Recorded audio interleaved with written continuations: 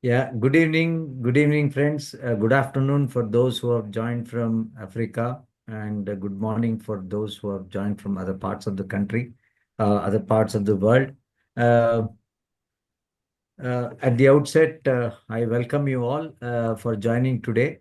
Just briefly, as always we do, a few words about our fellowship group.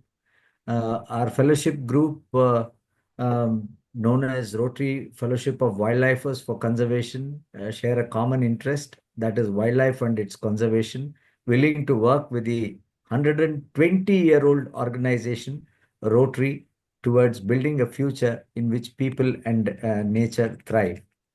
To share a few notes about our fellowship group, we are a group of around 800 interested Rotarians, Rotractors, and individuals who have globally united around a common interest with the primary purpose to network and further friendship. Although we do our activities independently of Rotary International, they are in harmony with the Rotary policies. Our purpose is to create awareness about importance of wildlife, to promote lasting friendships outside one's own club, district, and country, and to promote locally, regionally, and globally that conservation of living resources are important to humans and future generations to enjoy our natural world and the incredible species that live within it. Today, we have members from different Rotary clubs and friends of Rotary from different parts of the world as well. A hearty and a warm welcome to each one of you. On behalf of Wildlifers, I extend a very warm welcome to our speaker, Mr. Srinivas GV. And Srinivas has worked in the software industry for almost 20 years, and he was heading IT infrastructure for Asia Pacific before becoming an entrepreneur. He is currently the Director of Renewable Energy Applications and Products, a company founded by him in 2008, which is involved in the manufacture and supply of solar street lights, home lights, and portable lighting systems. They also install solar rooftop plants for residential, commercial, and industrial buildings. He has been involved with wildlife conservation since the mid 90s. He was also briefly the honorary conservation technology advisor with Asian Nature Conservation Foundation based out of IISc, where he worked on providing technology-based solutions for mitigating human-elephant conflict. And the result of that is elephant early warning system designed and developed by him. In the later part of 2000, he made his first model of camera trap system indigenously designed for and developed in India. He is the first and only company in the country to commercially custom manufacture camera trap systems for wildlife studies. Their camera traps have got special mention in Cat News, which is a competent a component of the International Union for Conservation and Nature, IUCN, where the first photographic record of Asiatic golden cat in the eastern Nagaland was got from their camera traps, which were placed between India and Myanmar border.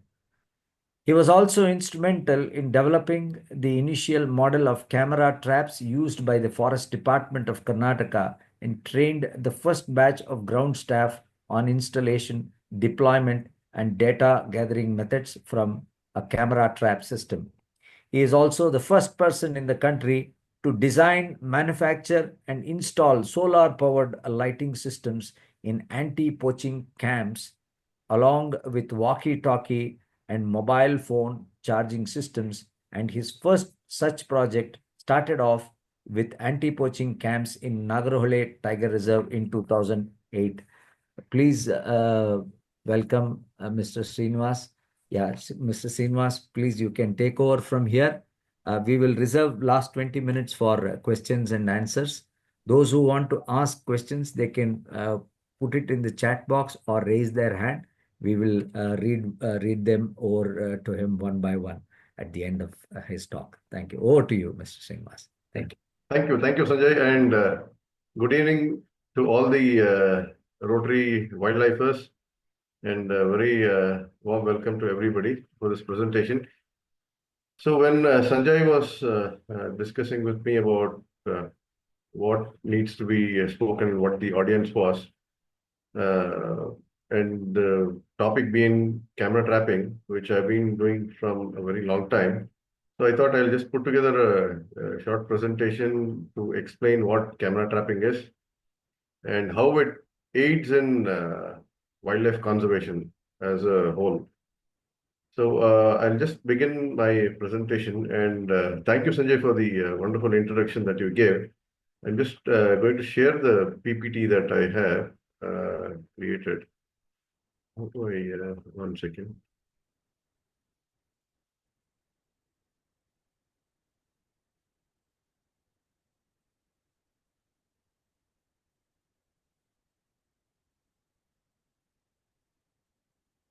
Yeah, is the PPT visible? Yes, Mr. Srinivas. Not yet, but Not yet. Not yet. Yeah, Yeah. now. Yeah. Now, yeah. But you can make it full screen. Is it visible now? Yes, thank you.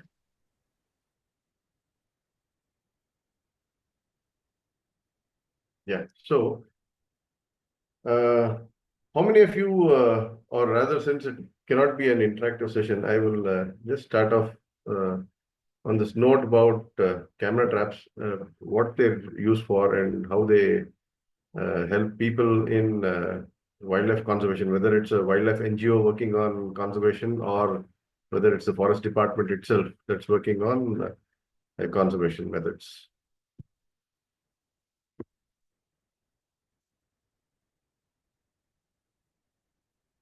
What is a camera trap? A camera trap is nothing but it's a device which is triggered remotely using a passive infrared or an active infrared sensor. So since these units are used for recording wildlife activity and the wildlife shouldn't be disturbed, and they are placed in places where human activity or human presence should not be felt by the local wildlife,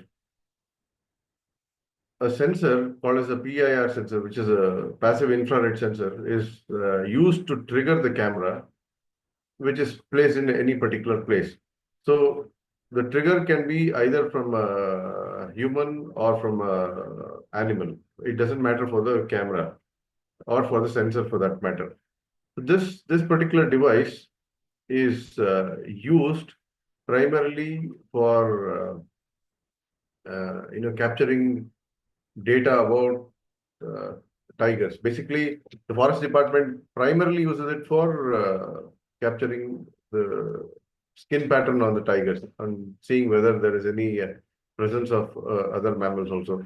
So whatever else comes into the frame is an added bonus, and that is also recorded. So how old is camera trapping? So we have been hearing about the term of camera trapping only in the last 10, 15 years, or rather from mid-90s when Dr. Ullas Karan from CWS started actually doing camera trapping for tiger estimation, tiger population estimation in India. So camera trapping is centuries old. It's almost a century old. So this is the first model of a camera trap, which was designed by an American congressman called George Shiras. This was done in 1870s. So this is if you have seen any old photographs of cameras being used in the 1800s, it used to come with a flash pan where there used to be a powder charge, and that used to go off, creating a huge light for the camera to capture any kind of an image. So this is the kind of setup he had. And this was not used for conservation, basically. He was using it for photographing wild animals in the US. That's for deer or bobcats there or pumas. So he was using a trigger mechanism like a trip wire. So when the animal kind of tripped on the wire, it triggered the camera and the flash went off at the same time. So this was a tricky setup for those days, because if the camera worked, sometimes the flash pan wouldn't work, or if the flash pan worked, the camera wouldn't trigger. So many intricacies were there. But the idea of remotely triggering a camera is not something new to us. This was used very, very long back. So these are some of the images that he had captured during those days. These photos are almost 100 years old.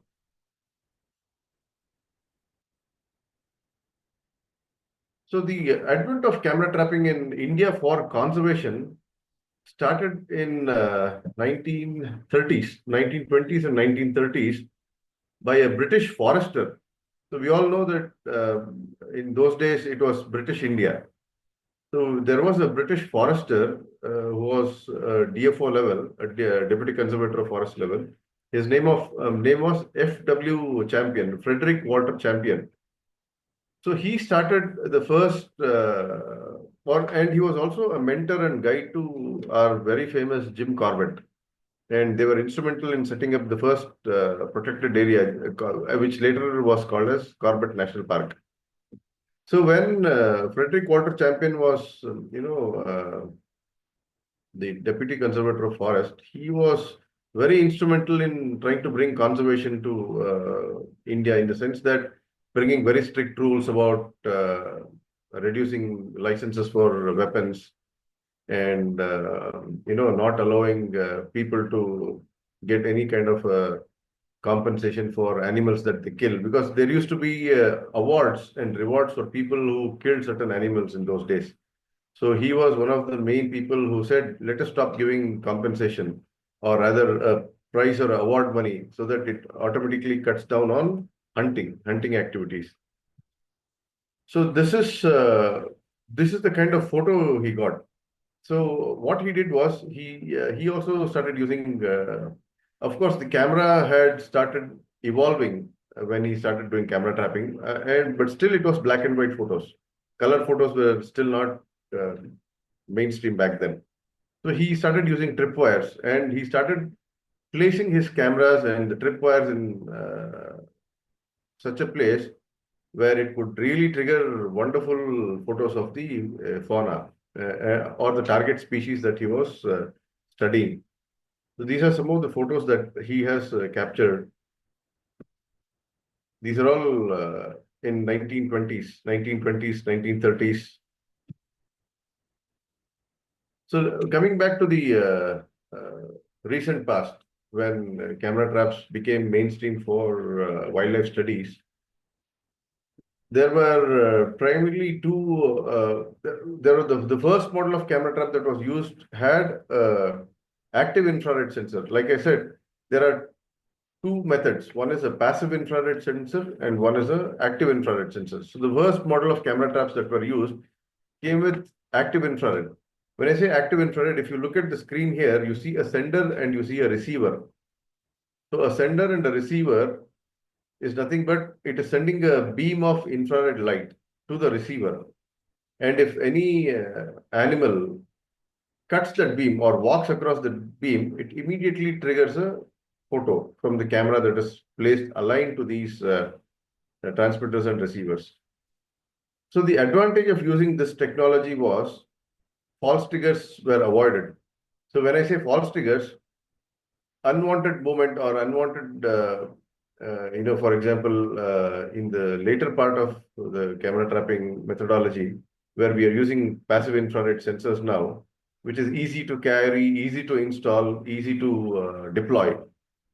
There are some inherent problems where if there is a variation in the ambient temperature, it starts triggering photos by itself. So you have something called as false triggers. So you have a bunch of pictures with no animal in it, but the trees or plants or surrounding would have been moving around. That's because there is a variation in the ambient temperature. But the active infrared sensor that you are seeing here, it's a cumbersome method to deploy, and needs a lot of peripheral equipment and power for the peripheral equipment. So this was kind of outdated, but this avoided a lot of false triggering that happened. So this was okay for doing on a very small scale, but for a larger scale, the passive infrared started becoming mainstream. So if you look at the bottom camera traps, you have the two green boxes. That was one of our first models that we developed in 2007 and 2008 using an off-the-shelf Nikon digital camera. So if you see here, there are three white circles here. Those are nothing but the sensors. The two on the either side are called as wake-up sensors, and the one in the middle is called as the trigger sensor. So when an animal comes into the view of the camera, so the wake-up sensors send a signal to the camera to wake up and be ready to take a photo. And once the animal enters the center sensor of, the detection path of the center sensor, it automatically triggers a series of photographs of whatever we have programmed it for, whether it's 2 photos or 3 photos or 4 photos, whatever we program it for, that's how the triggering happens. And the other two camera traps on the right side is called as an infrared camera trap. So the difference is the two green boxes that you see come with a white flash, and the two on the right-hand side come with a black flash. Black flash is something which we cannot see, which means that when it flashes, it does flash, but the wavelength of the light is beyond the sensing capability of a human eye or even an animal eye for that matter. It is using something called as 940 nanometer wavelength, which means that even though the light flashes, the camera sensor can pick it up, but the animal or the human eye cannot detect that flash. So that's why it's called as a black flash. And the photos that come when this is clicked is a black and white image. It cannot capture a white color image. So that is the reason the two cameras on the left-hand side are used. So the difference between these two models is when you're the target species. So when you're using it to capture photos of tigers, you need very sharp images. And sharp images come only with white flash because they are fed into a image recognition system. So the image recognition system needs extremely sharp photos for it to identify or rather store it in a pattern recognition algorithm. That is the reason when you, I'll come to the deployment part. I'm just trying to explain how the technology works basically. So the two on the right side are infrared camera traps where, the shutter speed reduces because the intensity of light, even though it is powerful, it is not powerful enough to light up the entire area. So the shutter has to open for a longer time for bringing in more light to the camera sensor, which causes a slight blur in the image. So that is good for recognizing or identifying species, absence, presence of species, or for example, somebody is studying a certain type of bird, like a Gerodon courser, or whether they're looking at leopard species to see whether there is any absence presence data. They can deploy these kind of camera traps where the details are not that important. You just look at the photo and say, okay, this is the animal I'm looking at, so this is the path it uses. So you're using it for research purpose. But for identifying a particular animal by its stripe pattern or a spot pattern, you need white flash. So white flash reduces the time taken for the shutter to open and close. So it's very fast. So how does one set up camera traps? So there is a method to the madness. When you're looking at setting up camera traps, there is a certain height and an angle that is used to set up camera traps. The first thing is to study your terrain. You need to understand your target species, where it moves, how it moves, what time of the day or night it moves, and what kind of photos you need. So for tiger, there are two camera traps installed parallel to each other. The reason is when we for example, if there is a crime that happens, the forensics look at fingerprints, which is very unique. So that is how a person is identified. Even if you go for a visa or a passport application now, or even for Aadhaar card, they take your fingerprint. Why do they take your fingerprint? Because that's unique to you. So no two persons will have the same kind of fingerprint. Very similarly, even for tigers, the stripes are very, very unique to each tiger.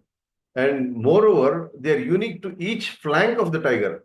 So if a tiger, the tiger has got a left flank and a right flank. So the pattern on the left flank is unique to the pattern on the right flank. So they are not identical. So if you're thinking that you photograph one side of the tiger and tomorrow you get a photo of the other side and try to match it with the algorithm, it will say that this is a different tiger.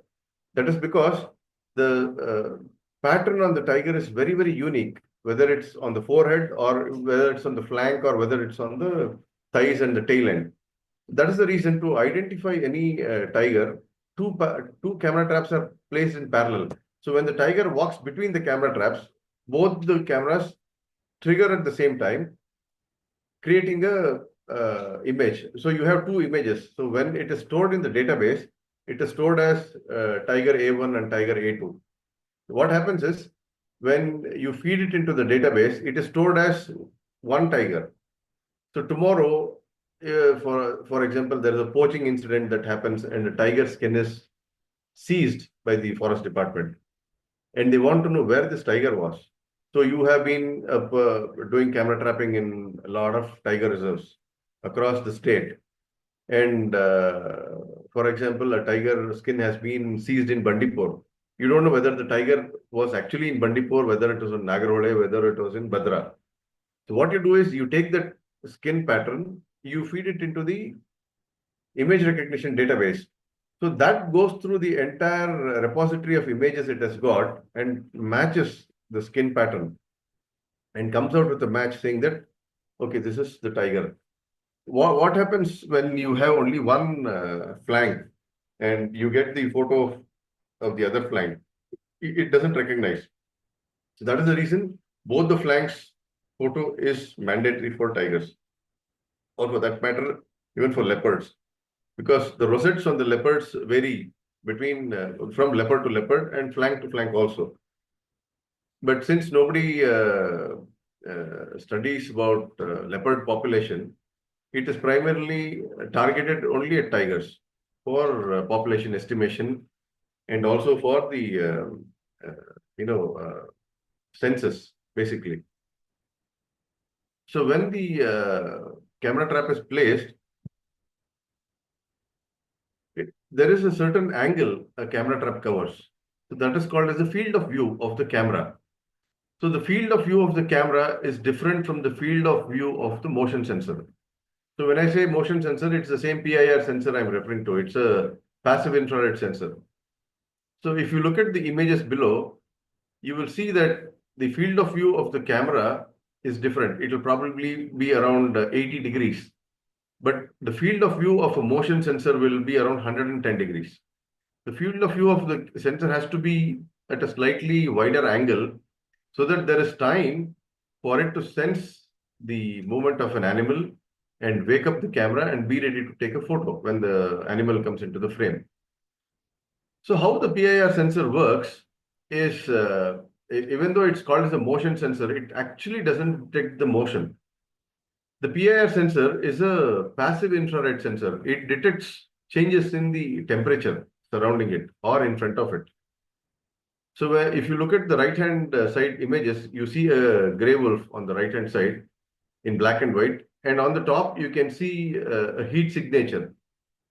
So that is what the sensor sees. The red and the yellow patches are the thermal signatures of the animal. So when you install a passive infrared camera trap, the ambient temperature, if it is 30 degrees or 32 degrees or 28 degrees, when an animal enters, it is bringing its body heat into that particular region. So when that happens, the sensor detects that there is a difference in temperature and automatically realizes that something new has come into its field of view and immediately tells the camera to wake up and start taking photos. So that is the reason when I say you have false trigger problems in a passive infrared sensor, what happens is ideally they should not be facing the sun or any object which is susceptible to thermal dispersion. So when you face it into the sunlight, there is a lot of temperature changes that happens, and that also causes false triggers.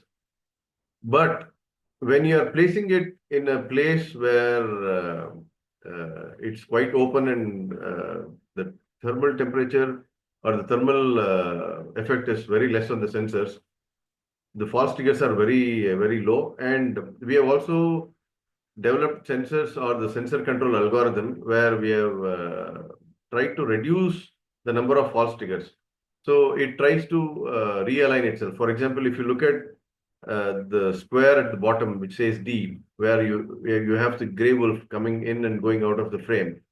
In the third one, the gray wolf is just sitting in front of the camera.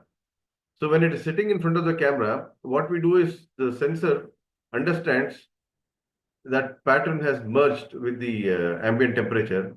So after 3 or 4 photographs, it stops taking the photo. So it doesn't mean if the wolf or the animal is sitting in front of the camera, it keeps on clicking. It doesn't, because it readjusts itself to the ambient temperature and makes that particular animal also part of the ambient temperature. So only when the wolf or the animal that gets up and moves, it's again changing the temperature in that particular area. So it starts triggering the photos again. So what is the use of camera traps in wildlife conservation? So basically, wildlife conservation, the people who use the camera traps are 3 groups of people. One is wildlife photographers and filmmakers. The second one is NGOs who work primarily on different species. And then we have the forest department. The forest department primarily looks at population dynamics, both of tigers as well as other animals. Because whatever patrolling that is done by the forest department is not enough to see what sort of animals are there in your piece of forest. Because a lot of animals are nocturnal, some of them are diurnal, but still seeing an animal in its natural habitat, it's very difficult because of the noise and the smell that we bring. So when we are walking, there's a lot of noise that happens, and animals being very sensitive, they either hide or they run from the human beings. And the smell also that we bring, that makes them wary and they try to avoid us. So there's no way you can identify what animal is there. That is the reason you set up camera traps. So camera traps gives you an information about what animal is present in your patch of forest, whether it's a tiger, whether it's a leopard, whether it's a dhole, whether it's a porcupine, whether it's a civet cat, whether it's a jungle cat, birds, bears. You name the animal that is not visible to you or you don't think exists. When you walk in the forest, you see a lot of footprints, but you don't see the animals. That's because usually you're at the wrong time of the day or the animals are too shy. So when you place camera traps, there is no human intervention there. So the animals move around in their natural form behavior, and these trigger the photos, and you get data about what sort of animals are present, their health. With the photos also, you can make out what sort of health they are in, whether they're whether they're feeding properly or they're malnourished. All those things are easily obtainable from camera trap photographs. And the NGOs who work on conservation, they use it for various species. For example, some of the NGOs that I sell my camera traps to, they work on birds, primarily birds, nocturnal birds. So they are looking at the nocturnal behavior. So when they switch it to video mode, they look at the natural behavior of the birds in the night. And for one NGO, I custom made a camera trap where they were studying pythons. So snakes are a very tricky subject to photograph in passive infrared camera traps, because we all know that snakes are cold-blooded animals. So when I say a cold-blooded animal, it doesn't mean that their blood is cold. What it means is their body temperature equalizes with that of the ambient temperature. That is the reason they don't trigger a passive infrared camera trap. So when you place a normal camera trap in the forest and your target species is some kind of a snake, for example, a Russell's viper, you want to see its strike pattern or how it feeds. The camera will not, even if you place it right in front of the snake and it's moving, it will not trigger any photograph because the snake's body temperature equalizes with the ambient temperature. So the camera doesn't see any difference in the temperature at all. Even if the snake moves, it's moving at the ambient temperature. So that is the reason the camera cannot make out that there is any change. So for that, we use active infrared sensors.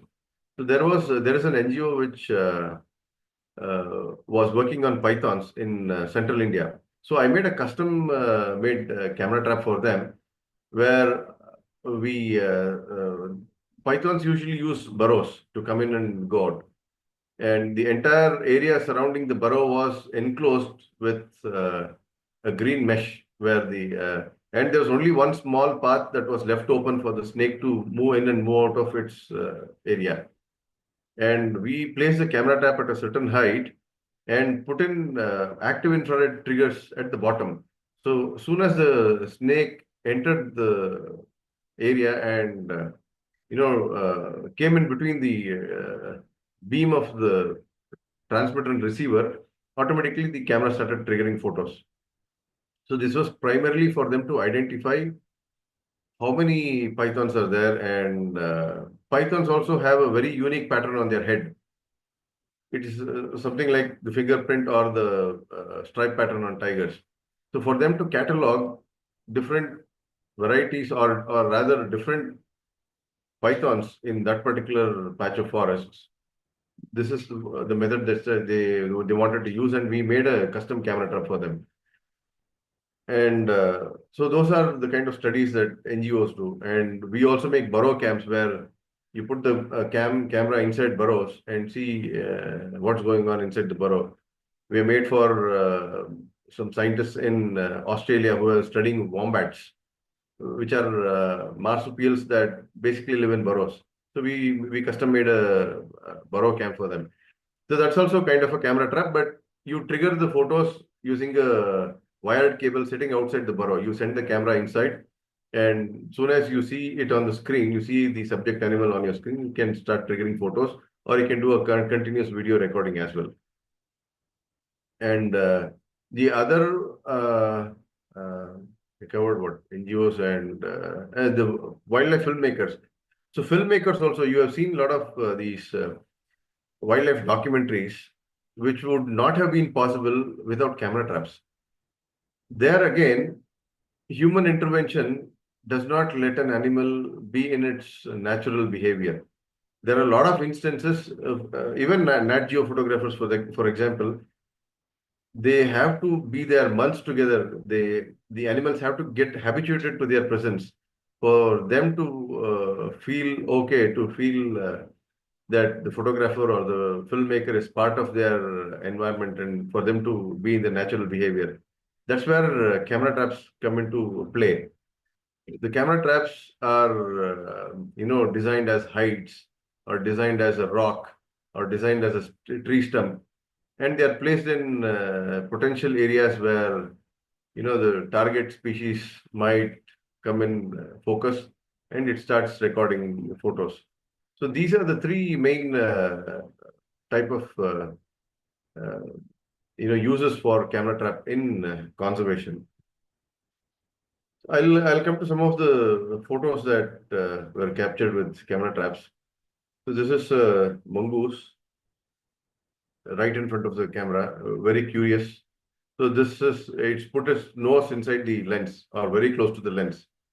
So you can, they're very curious. And sloth bears. This is also a very curious fellow. He has come very close to the camera. You can see the greenish of the eye when the flash has gone off. This is a civet. It's called as an Asian palm civet.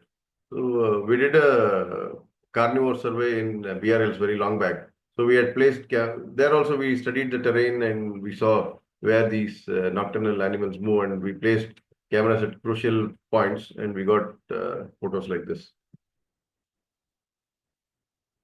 This is a small Indian civet, once again, in the same area.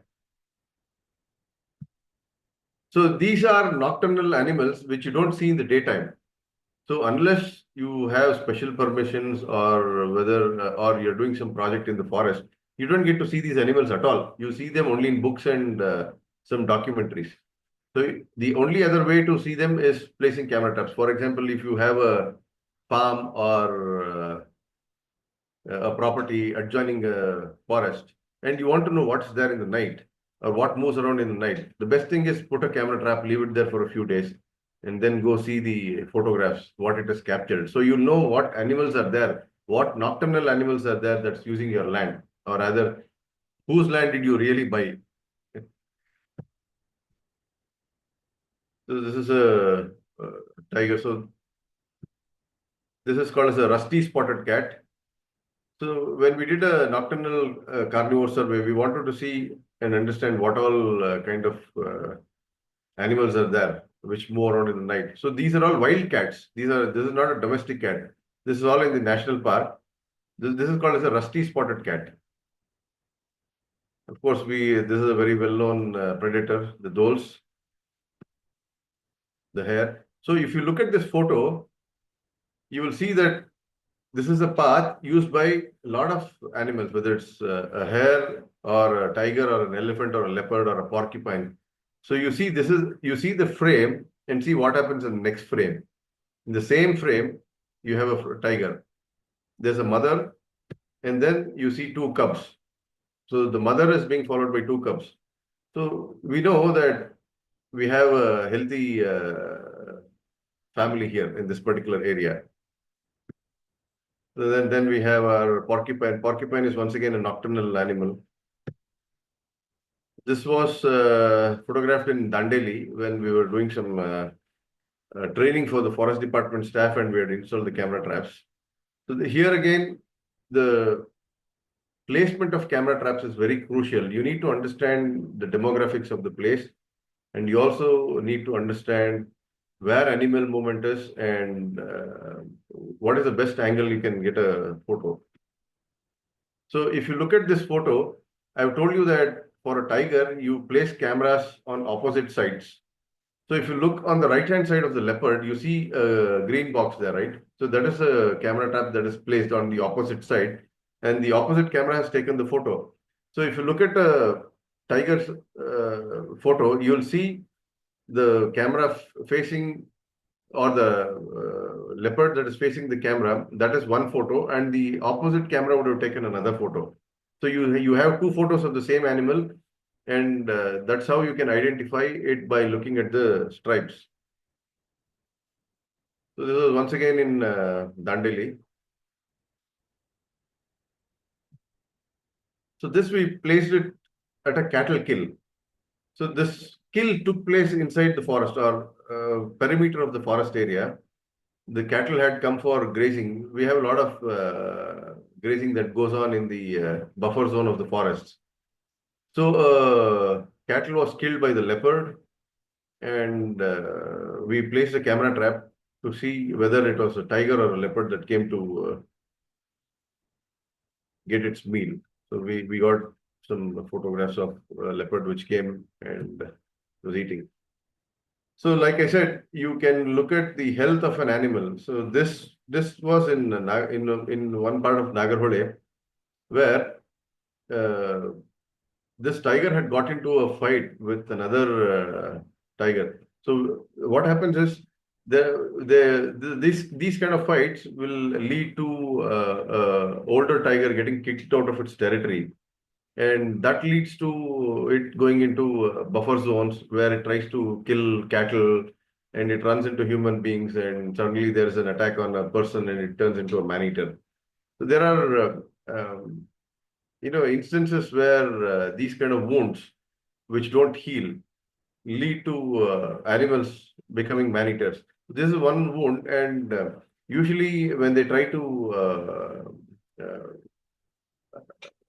hunt porcupines. The porcupine quill gets embedded into the feet or the pads of the tigers, and it stays there for a very long time and starts festering, and there's a pus formed. It doesn't heal. It leads to limping, and it cannot hunt its natural prey. So it slowly moves towards the village areas where conflict starts, and slowly, there's a news that one person has been killed by a tiger, and the process goes on from there. So this is a interesting photo that you can see. This is basically capturing behavior of elephants, how curious they are. So the opposite camera is taking photos. So there's a herd of elephants that they were very curious about some new equipment that's been, or rather it's come into their area. So they have been using this for a long time. And one fine day they find that there's a pole in the middle of their usual walking path, and there's a box on top of it, right? So they don't know what it is. So usually they don't confront it head on. So this, you can see that, the elephant has gone forward and it's trying to kick that pole. It's trying to feel what it is. And then finally it manages to, push it to one side. Then the other elephant also comes. It's very curious now. It's looking at the camera. So they are studying the smells, because when we install it, our human smell is there on the cameras, right? So they smell the camera, and they're trying to figure out what it is. What is this foreign object in their habitat, right? And then they figure out it is not something that's going to harm them. So they want to remove it. So what do they do? They just pluck out the pole and drag it and throw it off. So when we went after a few days, we found that one of the cameras was missing. Then we looked at the photos on the opposite camera and found out this is what had happened. And then we had to look in the surrounding area, and then finally we found this pole with the camera intact, thrown into a ditch. We were able to get it out, and then we got some good photos from that as well. So this is one interesting photo.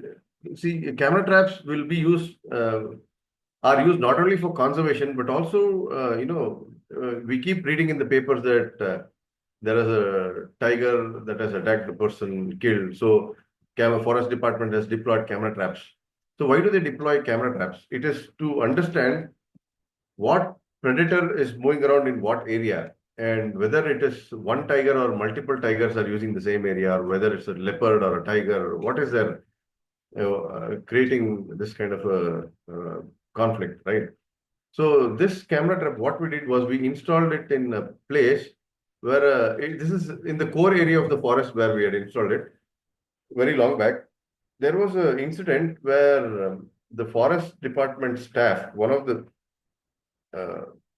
watchers in an anti-poaching camp, since you all are related to wildlife or know about wildlife, you will all know what an anti-poaching camp is, right? Isn't it, Sanjay? You know what an anti-poaching camp is, right? Yes, I think most of Yeah. us. So one of the watchers of an anti-poaching camp in Nagarhole, they had come back from their daily patrolling duties, and this boy's job was to go fetch firewood for the camp in the evening. So he was collecting firewood very close to the camp, not even 100 meters from the camp. He's bending down, he's collecting firewood, and this tiger pounces on him, thinking he's prey. In the dusk, it couldn't identify properly. That's what we think, whether it was a deer or human. Pounced on him, caught him by the scruff of his neck, and one bite, and he's gone. Poor chap, he's gone. And it caught him by his head, dragged him for another 100 meters, and sat down to eat him, and found out that what it had caught was not its natural prey. So it had devoured a part of his thigh and a little bit of his buttocks, and just left it, then went away. It was not a man-eater. It was a case of mistaken identity where it killed the boy by sheer bad luck. So we wanted to see whether it was really man-eater and we wanted to understand its behavior. So we put this camera trap very close by. And what we did was to see whether it was a man-eater or not. We took a guard's uniform, stuffed it with hay, put a jacket around it, and placed it in front of the camera trap. So if it was a man-eater, it would have come and it would have tried to, attack the dummy that we had placed there near the camera, because it was full of human smell, and then it was in the right uniform, in the same position where it was bent and, like gathering firewood. But interestingly, nothing happened. We left it there for a week's time, and we found out that that was the main reason that because the tiger was not a man-eater. Otherwise, it would have attacked this dummy, because that tiger belonged to this particular patch of forest, or this was its territory. But the other thing that we found here was the dummy was stuffed with hay. After a week's time, when the dummy was intact and we found fresh pug marks in front of the dummy, but nothing had happened to the dummy. Then that's when we realized that it was not a man-eater and it was just a case of mistaken identity. So we thought we'll leave it there for another few days and see whether the tiger really comes back and attacks the dummy. And this is what happened. So when the dummy was stuffed with hay, there was a herd of elephant that came. They smelled the hay, they ripped open the uniform and they ripped open the jacket and finally found their share of hay, and they started eating it. So that we had to remove the camera trap and the dummy from there. But we got our answer that the tiger that attacked that boy was not a man-eater. So you see that there's a flash between the leg, right? So that's what happens. The cameras trigger at the same time, creating photos of both flanks of the animal. So you can see there's a kill here on the left-hand side. If you see a black patch, that is a gaur, Indian gaur that's been killed by the tiger. And we had placed a camera trap to see the feeding pattern of the tiger. So the tiger came in the evening and the opposite camera has flashed. So that's why this part of the tiger is lit up and it is looking at the opposite camera, because that also flashed at the same time. So it's curious. It's like tigers are extremely wary about the prey, and if they find any difference in their habitat or their surroundings when they have kept their kill, right, they usually don't come back and eat it. So that is the reason it's extremely important to not disturb the area. So we don't move anything. We just fix the camera trap in the area as it is, and then come back. So even if we have to chop a branch or a twig that's coming in way of the camera lens, we cover it up with a ball of mud so that the chop portion will look new to the tiger. So it can easily identify. So we take some mud, mix it with water, and then we smear it on the steak where there is discoloration. So the same place, the next day, you can see there is the tiger is come for its meal. So this is the opposite camera that had taken the photo. And the camera behind the tiger has taken a photo. See, that is the safari route that you see in front of the tiger. You can see a white colored vehicle. So that vehicle was actually passing through that area. The tiger is looking at the vehicle. Probably there were some photographers there trying to take photos of the tiger. And we have the perspective behind the tiger. The tiger looking, sitting in front of its meal or its kill and looking onto the photographers or people who are, trying to take photos of the tiger. This is the kind of perspective that we've got. So this is another incident where we found a huge gaur. So we were wondering whether the tiger could really bring down the gaur of that size. You've seen how muscular gaurs are, right? Then when we put the camera trap, we realized that a pair of tigers had got together and killed the gaur. So in the night, they've come to feed on the gaur, and these are some of the photos that we got. I mean, I've just taken 1 or 2 photos from each instance and put it there just to make it interesting. Of course, another. So this tiger was very smart. There were two cameras placed, and he was supposed to go in front of this camera. And then he thought, every day I'm walking here and it is flashing. And then he said, let me avoid that. And he went behind the camera. So the opposite camera still got a photo. So that is how careful and that is how wary they are about their surroundings. So any foreign object that you introduce, they're extremely wary. So they have to look at it for a few days. They have to study it for a few days, and only when they feel that it is not threatening them or not interfering with their activities, they think, okay, it's something new or it's part of the environment, and they come into their natural behavior. That is the reason camera traps are kept there for a few days. But nowadays, with a lot of camera trapping happening all over the national parks, most of the tigers have got habituated to it. And if you put a camera trap and it flashes, they don't care. So they just walk. This is also a very beautiful male tiger that we got. This is a poacher. So this fellow, more than a poacher, you can say that he had come to collect firewood. And he thought he'll smile for the camera. Usually villagers in the buffer zone come to collect firewood. Sometimes it ends up in tragedy where they are mauled by the cats or they're attacked by elephants. And there's a death that happens, and they create a huge furor and say the animal actually came outside the national park and killed this person, so we need compensation, all those things. So this is one such incident where, I mean, of course, nothing happened to this person, but we got photographic evidence about people coming in for collecting fodder illegally, and they also come to collect forest produce. In the tribes have a particular season where they are permitted to collect forest produce like honey, and there are some trees which have barks that are used in the paint industry. So they are allowed to collect that as well. So there's a particular season that they're allowed. So if somebody comes out of season, that's considered as poaching. So we come to the end of the presentation. This is not a camera trap photo. I just took it from a DSLR from a boat. So any questions, we can open the floor to questions if anybody has got anything to ask. Thank you, Mr. Srinivas. It was really very nice to see your conservation efforts through camera trapping. Yeah, the floor is open for our members to ask questions.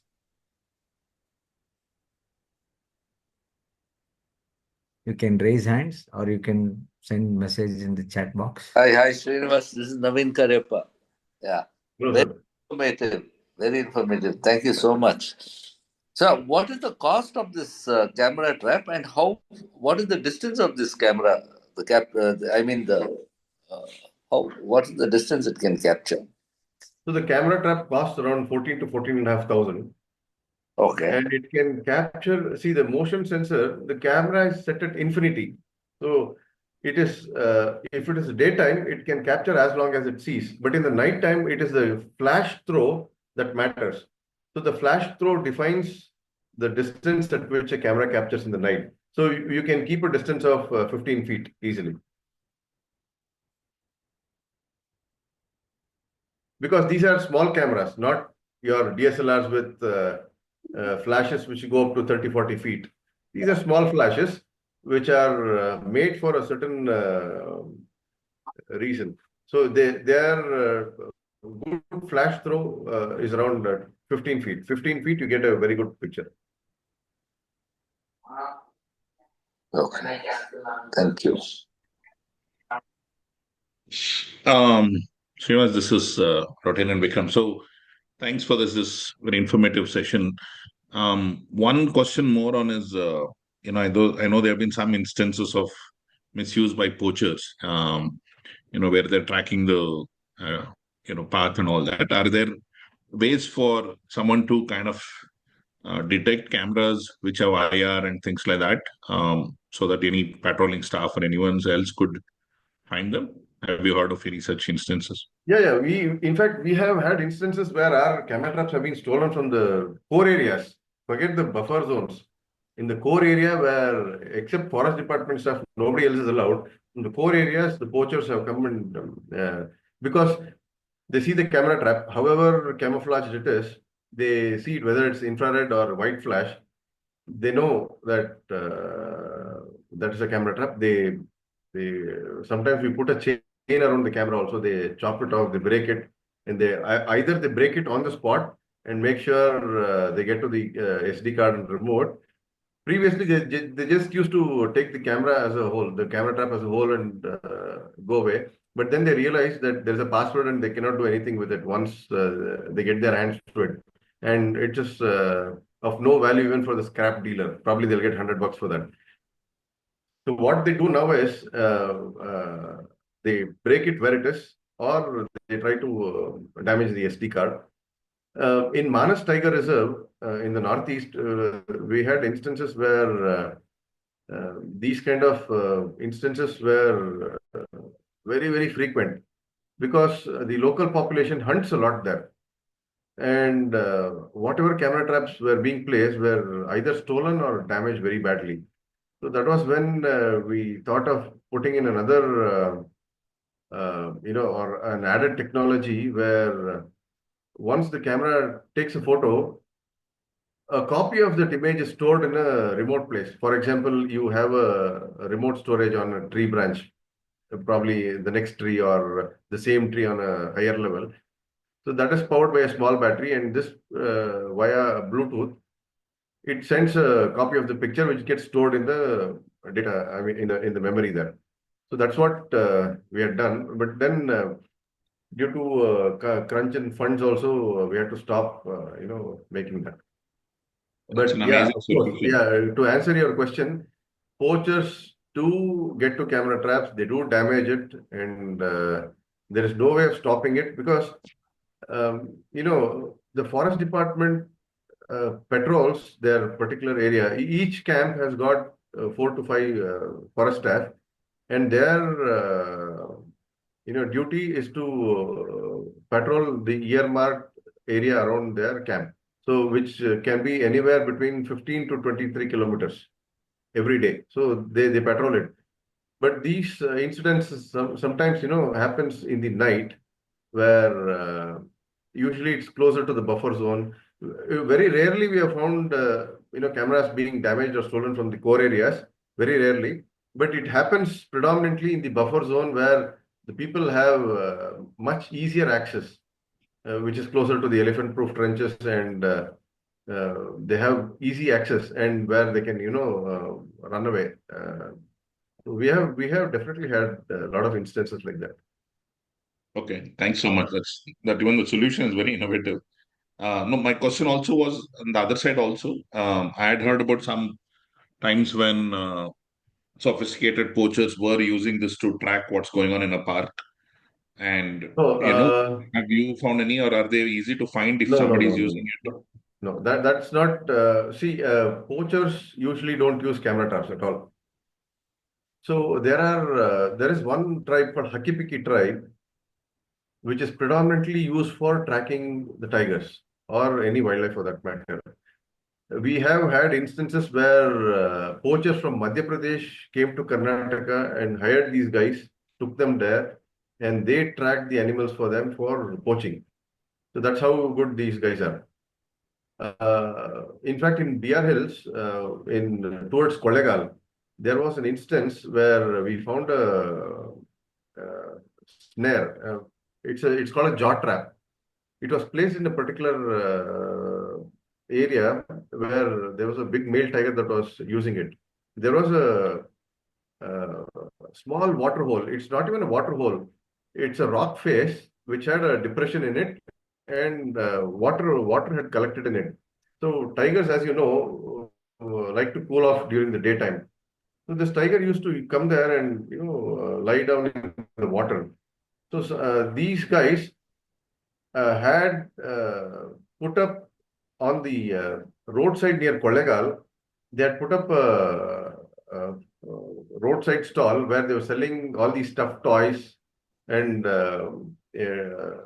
furniture made of coffee stumps and lantana stumps.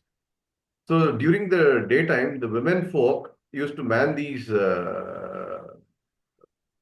shops, or rather, you have seen them, right, on the footpaths where you have all these stuffed toys and all those things being sold. So the men folk used to go into the forest and they used to track where the tigers are. So this particular place, even though it was in the core area, they have really done their due diligence, and they found this.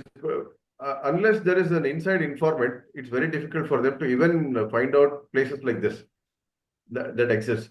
So there would have been a local tribe who would have been hand in glove with these people, and they found that place, and the place is so narrow that the tiger has to, if it is a human being, if three people need to go to that place, they have to walk one behind the other. So that's how narrow it was. So they put a jaw trap in that particular area, and there was no way that the tiger could escape the jaw trap. Luckily, the forest department staff got wind of their operation. That particular bunch of people were arrested. So once the interrogation was done, they took the forest department staff to this area and showed them where the jaw trap was installed, and that jaw trap was confiscated. If we had been a day or two late, definitely a tiger would have got, its leg would have got stuck in the jaw trap, leading to whatnot injuries, because those jaw traps are horrible. If you have seen wounds from jaw traps, it's extremely horrible. Sometimes, it cuts through the bone also. That's how strong the springs are. This was with WTI, is it? No, it's forest department. We don't work with any NGOs. Thanks. Any other questions from any other members?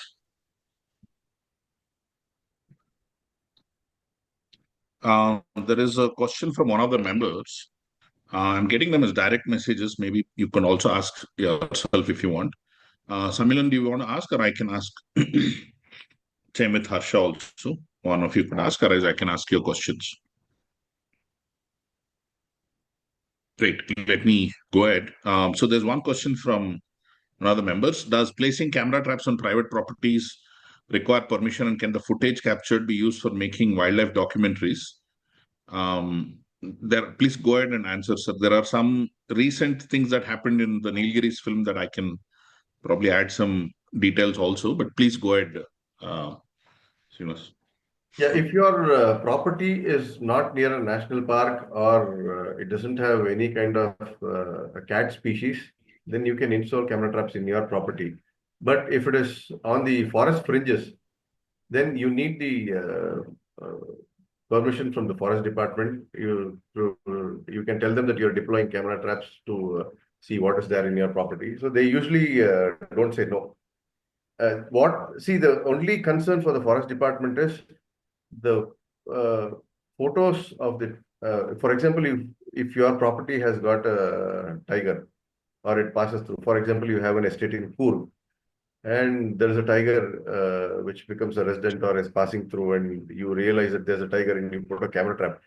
The forest department is worried that the photo will fall into wrong hands. That's the reason they're extremely jittery about allowing camera trapping by private individuals. Like you said, that will get misused. So in a private property, you don't know whether it's a poacher that's putting a camera trap or it's the estate owner who's got very good intentions. So that's one of the main reasons why they deny permission in certain areas, but not in all areas. Yeah. So, Samilan, to add to that, recently 2 different documentaries out of Tamil Nadu, there were objections by the department because they were showing content which was like what Srinivas just said. In the Nilgiris, they were showing things which were too close to human habitation, and they didn't want panic. And it's also about portraying the wildlife in a different light. The one more last question, and also using in your documentaries, it's allowed, but it's best to always take permission when it comes to scheduled species. Best to take permission from the FD, because FD is not just only for protected areas. the mandate of the FD goes beyond protected areas. So there can be other departments which can get involved. Best is to ask permission always. They are not going to say no. They're very cooperative. They actually will help you. This is my experience from some of my friends who are making wildlife documentaries. So it might be of great interest. One more last question, and we'll. Yeah, just to add to that, Vikram, just to add to that. So when a photo of cat or any animal is taken, right? Usually, the forest department, the latest cameras that come, they also come with a GPS location that gets tagged. So their main worry is if it's just a photograph of a tiger, it doesn't matter. But if it's got a GPS location tagged to it and it falls into the wrong hands, so they can a poacher can easily know where that location is. You just enter the coordinates in a simple Google Maps. You'll know what is the region that particular animal is available in. So that's one of the main reasons that they ask not to put camera traps in private property surrounding the national park. One last question. In Bangalore, you can go ahead and put it. Nobody will ask. Yeah, in fact we put it in our farm near Mysore. We got some civets, porcupines, mongoose, jungle cat, all of the above. So, yeah. One last question from Harsha. We'll have to wind up here. Past time, I know, for everyone. The Indian rock python study was very interesting. Are there any published studies that you could share? Are there any new models being done by you recently on how thermal cameras can be used by the forest department? Yeah. So the rock python study is still going on. We custom made it for SciCon, Salim Ali Center for Ornithology, scientists whom we work with, and for whom we had made burrow cams in the past as well, where they were doing studies on rock pythons and what stayed in the burrows in Bharatpur. So the same team or students of the same scientists wanted to, study pythons in Madhya Pradesh. So then we custom made these camera traps because since we understand animal, the dynamics of what will trigger a photo, and we also have a certain understanding of how reptiles and mammals are different.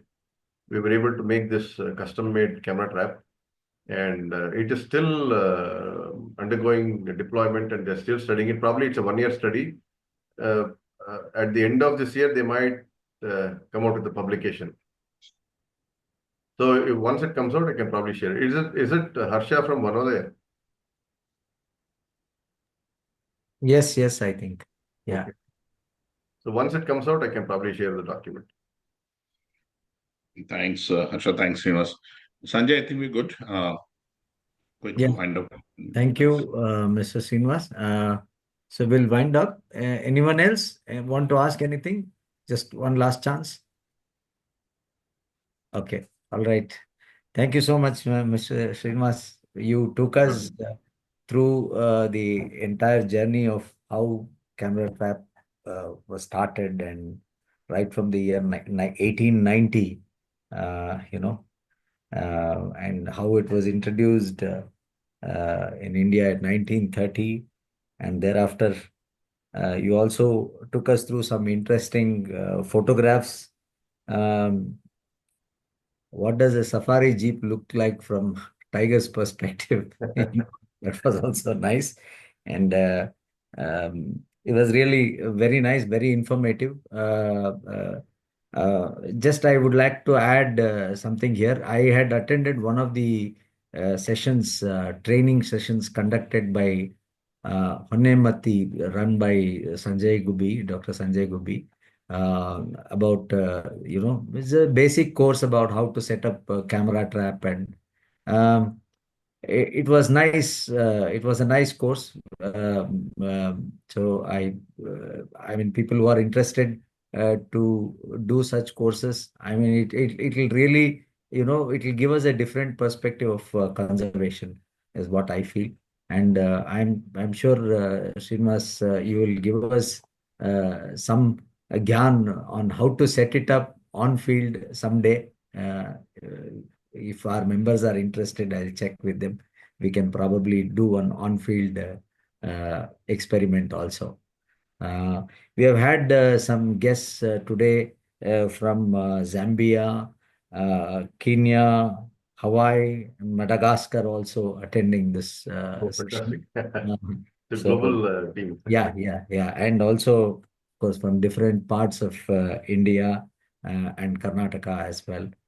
We have Chris Putok from Hawaii. He heads the Rotary Action Group for critically endangered species. Hi, Chris, would you like to say something? So thank you so much for this presentation today. It's very interesting. I first got involved with looking at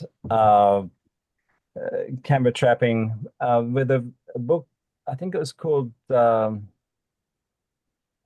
Protecting the Wild. It was from the 1970s, and it was a similar sort of thing where you had a beam that was being broken by an Animal Crossing. The technology at that stage was how fast the flash would go off and the camera could capture the image. We've come a long way since then. We've able now to catch images at a thousandth of a second, and this is what at that time in the 70s they're just starting to look at how fast they could catch an image on a negative, so that they could then start to analyze it. And so thank you so much for this very interesting presentation today. I love seeing the images of tigers. I was trying to see how many different tigers you actually had there by its stripes. So they're very interesting. Thank you so much for that. I will be in Bangalore in 3 weeks' time, towards the end of this month. I think it's the 19th through to 28th. So if anybody's in Bangalore and we could have a chance to catch up, I'll be at the peace conference that Aaron Vedi is largely involved with. So I'd be very pleased to catch up with anybody that we can meet up with there when I'm present. Thank you again, Sanjay, for this presentation. As you know, I was looking for it just a couple of days ago, and I was wondering where the announcement was. I'm always looking for the 5th of the month for a presentation from the wildlifers, and it's always a very, very interesting program. And I encourage the members of Endangered Species Rotary Action Group and SRAG to get involved, to come along to hear your presentations as well. And it's really good to be able to see that you have the whole repertoire of your presentations from 2020 onwards available to everybody to see. Thank you so much for that. It's a great program. Love it. Thank you, Chris. And thank you very much. Chris always, joins us. It's early morning, 4 or 4:30 a.m. for him, and he never fails. He joins us. Thank you again. Thanks for your encouraging words. Thank you, Mr. Srinivas. Thank you all. Welcome. Thank you all for attending, and good night. Thank you.